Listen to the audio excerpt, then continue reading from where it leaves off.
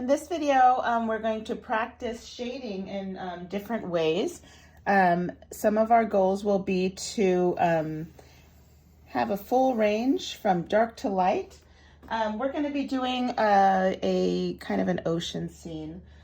So I am doing some little dunes and hills in the foreground.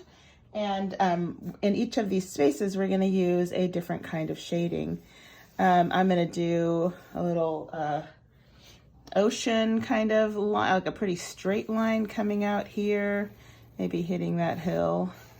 And then I'm going to create some spaces in the sky also. I'm trying to go for 8 spaces. So I have space for about 4 sky areas. I'm going to do kind of a cloud shape up here, and I'm going to divide these into kind of spaces that will be kind of like sky, different clouds and things in the sky. So we just have a few places to practice our shading. So you can go ahead and get started with some sort of image that looks like this, and then we're going to practice different shading techniques. So the first and probably the easiest shading technique is something I call scribble shading. Now you can just do this on a page in your sketchbook, or you can grab a piece of the drawing paper that is smooth and easy to draw on. So scribble shading is just a way to get your basic dark and light values, and I'm going to actually kind of scribble delicately through my whole shape. You can do jagged scribbles, you can do curly scribbles, you can do kind of whatever thing just naturally comes out of your hand. One of the things I want you to get from this is that there are many ways to create darkness and lightness on in your artwork. It doesn't necessarily have to be smooth shading, which is what a lot of people think of as shading, though obviously that can be one of the skills that you have if you take the time to develop it. So I'm scribbling. I'm trying to go in a lot of different directions to get an interesting mark, an interesting look, and I'm starting to darken up near the very top edge of this shape. So I'm going to work on that for a minute here. Now you'll notice that one of the ways I'm doing this is by doing layers. So I'm not just doing a single layer and trying to get it right and one layer. I'm creating a lot of layers by going back and forth. Now I'm leaving the bottom part pretty light because I want that to be the lightest part, and I want my top edge to be dark. So I am trying to blend my layers so you can't tell where one ends and the next one begins. I call that kind of like patchy shading, where you can really see like, oh, they just shaded in one little spot a whole bunch. You want to kind of try to make it a uniform change and a kind of a lacy texture with scribble shading. That means I can actually see each of the lines. They just create this really unique pattern, and everybody's pattern will be slightly different because everybody does it a little differently. I'm going ahead and using the tip of my pencil. Now, right now I'm just using a 2B, but I'm going to switch to a 4B pencil because it's a little softer and it'll get darker more easily. So now that I'm trying to darken up my edge, I'm just scribbling close to the edge, and I'm doing this thing I call targeting the white spots. Meaning I'm kind of going after any spot that looks light at the very edge because I want that area to be dark. Now I don't want a dark line along the edge. I want it to just kind of slowly gradate out or blend out, so you can't really tell where one dark or light value ends. They just kind of slowly fade out. So a lot of people will call this an ombre. In the art world, we usually call this a gradation of values, of dark values to light values. So there, my friends, you have scribble shading. I'm going to do another kind. This is a pretty common and popular technique in the art world. This is called cross-hatching. Cross-hatching is a skill that takes some development. I'm going to do 5 or 6 little lines, all slightly different angles, but kind of parallel. And I'm trying not to make it look like a grass. So I want them to be kind of randomized. I don't want a bunch of patches that are all separate. Now, a lot of people have really beautiful and different styles when it comes to cross hatching. you can have the most neat and careful cross hatching in the world. You can have curved cross hatching. You can have almost scribbly cross hatching. So there's all sorts of ways to do this. I'm trying to cross at random angles so you can't exactly see where one area ends and another begins.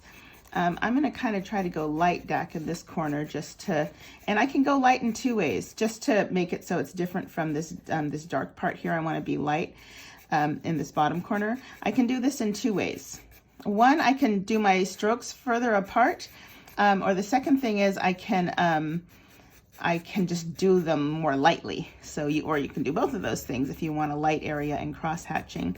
So I am trying to make mine random, end in random spots, so I can't see exactly where one spot ends. A mistake that a lot of people make with cross hatching is that they make their each little bunch of lines end in a row, and that makes it really hard for people to concentrate on the shape that they're shading in, and instead they see the pattern of patchy cross hatching. So now I'm starting my layers, and I am just enjoying this, kind of creating the darker values up here at the top. Now, a lot of people find cross hatching very difficult, so don't give yourself a hard time if it's your first time trying cross hatching, if it doesn't look that awesome. This isn't a chance for you to just practice these skills, to develop them. Now, a thing you can also avoid while cross hatching is making perfectly perpendicular or like crossed perfectly, like tic-tac-toe lines. We kind of want to go for more of a diamond look, so just slightly different angles rather than totally crisscrossed. You want to just do a little bit different angles. Now, obviously, to build up to dark, you really need to do a lot of layers, so I am just going ahead and just really pushing hard, trying to cross hatch in this area.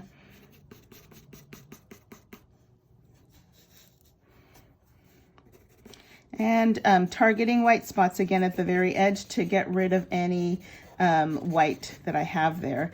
Now, one thing that you can really work on is trying to get fully to black at the darkest parts of these gradations, because you want to have that full gradation to have the most power in your drawing.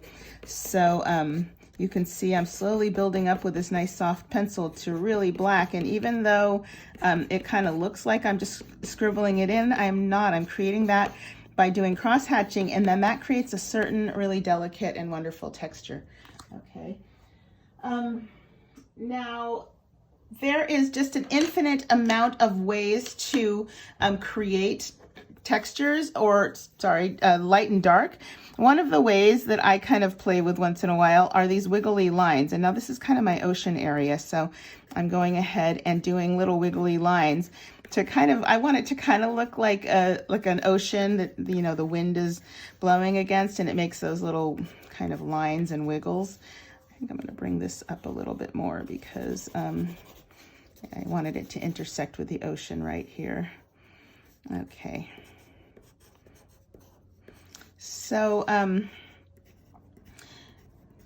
there are an infinite amount of different ways that you can create dark and light in your works. Some of the traditional ones are smooth shading and cross hatching, but there are just 1,000 different ways to do this. So in this little work, I want you to explore the different ways. Now, instead of going from dark to light again, from top to bottom, I am going to kind of go diagonally. So it'll be light down here and dark up in this corner, kind of like it's shaded by that cloud maybe. So I just never just spend a whole bunch of time kind of creating these little wiggly lines. Now, some of these techniques are wonderful for shading if you're using pens or markers or something that doesn't naturally blend. So if you want, you can play around with pens.